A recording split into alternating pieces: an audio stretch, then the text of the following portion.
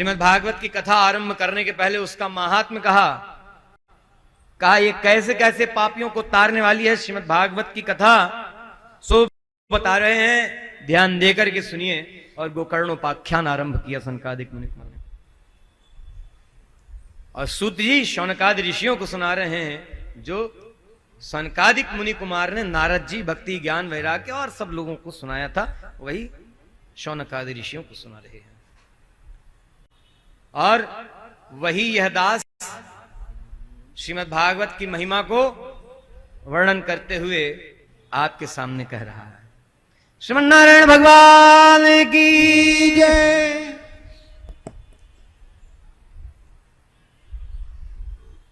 कहा नारद जी, एक प्राचीन इतिहास है, उसको गोकर्णोपाख्यान कहा जाता है। बड़ा प्रसिद्ध इतिहास है ये तो, क्योंकि भगवान की कथा के विषय में है ना, इसलिए। कहा एक बड़े ज्ञानी कर्मकांडी ब्राह्मण देवता थे, जिनका नाम था आत्मदेव।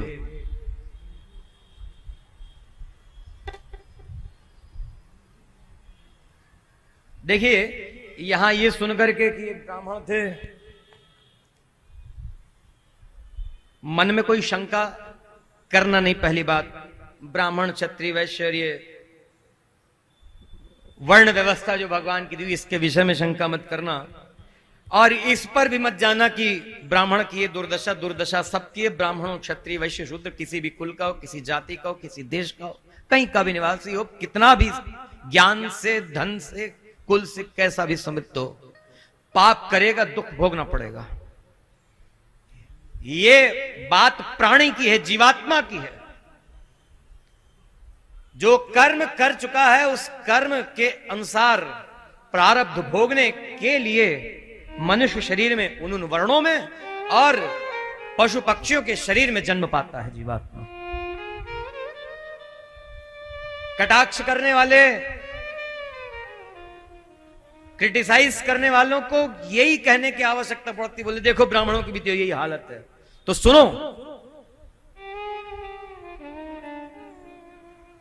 क्यों कहा गया है ये भेद? हमारी किसी की दृष्टि में हो सकता है, मनुष्यों की दृष्टि में हो सकता है, लेकिन भगवान का विधान, भगवान का न्याय सबके लिए समान है। और एक बात और, जो जितने उच्च पद पर है, जो जितने ऊंचे स्थान पर है, जो जितना अधिक ज्ञानी है, जो जितना अधिक कर्तव्य करने वाला है, जो जितना अधिक महाजन कहा जाता है, उसकी जिम्मेदारी उतनी अधिक होती है। और वो जब पाप कर्म करने के कारण, गलत काम करने के कारण अपने उस पद से, अपने उस स्थान से पतित होता है, तो पतन उसका ज्यादा होता है। नीचे वाले स्थान से गिरने वाले का पतन ज्यादा नहीं होता, ऊंचे स्थान से गिरने वाले का पतन ज्यादा होता है। तो जो जितने ऊंचे स्थान से पतित होगा, चोट भी उसको उतनी अधिक लगेगी। तो ये भ्रम ब्राह्मण क्षत्रिय वैश्य शूद्र, प्रथम द्वितीय तृतीय चतुर्थ और पंचम वर्ण के विषय में यह भ्रम नहीं रखना चाहिए।